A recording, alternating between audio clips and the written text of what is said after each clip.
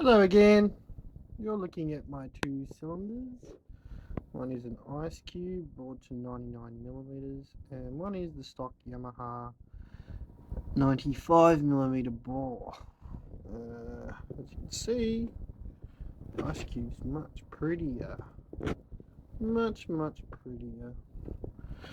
So, in my hand, I have a OEM piston. This one has been hitting on the crank, as you can see from those shiny bits right there. So also, because this has been getting a big shock, that circlip that's still in there has had its ends sheared off right there. I don't know if you can see it, maybe not. Also, the wrist pin is showing signs that it would have seized in a very short amount of time. Aside from that, the piston's pretty good. It's done about 40,000 Ks, I think. I am a pretty punsy rider. Yamaha pistons always look cool because they got the 3 intake, 2 exhaust valve cutouts.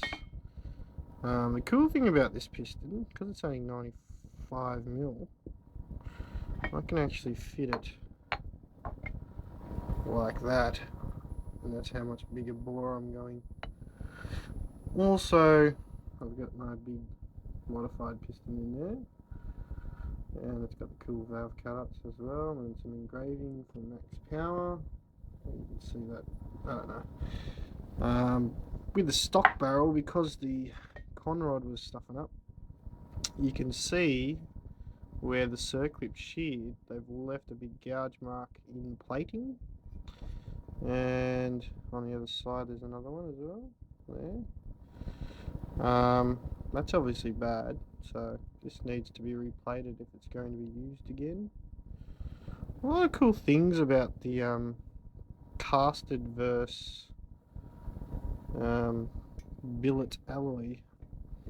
It's just the sheer fact that casting obviously isn't limited to, straight edges and machining.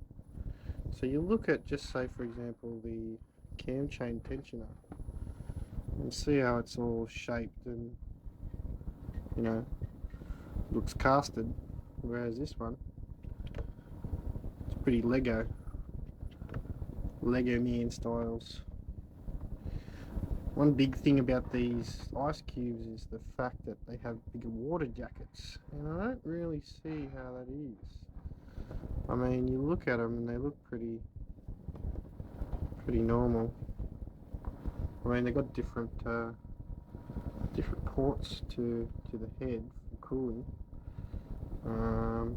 I need to get a O-ring cut into the surface here so that it grabs the gasket better, because apparently these, because they're billet, they don't like the different expansion rates from the heat.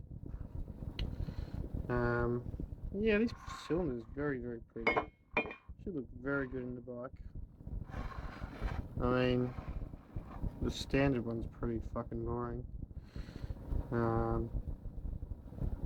Thing I've never noticed before is that these are the same height, and supposedly I'm putting in a stroker crank, so I've emailed Max RPMs about that. I'm pretty sure I've been given the wrong stuff for my kit, and I think I might need a spacer plate to space the cylinder up a little bit more. And I've also asked about longer head bolts.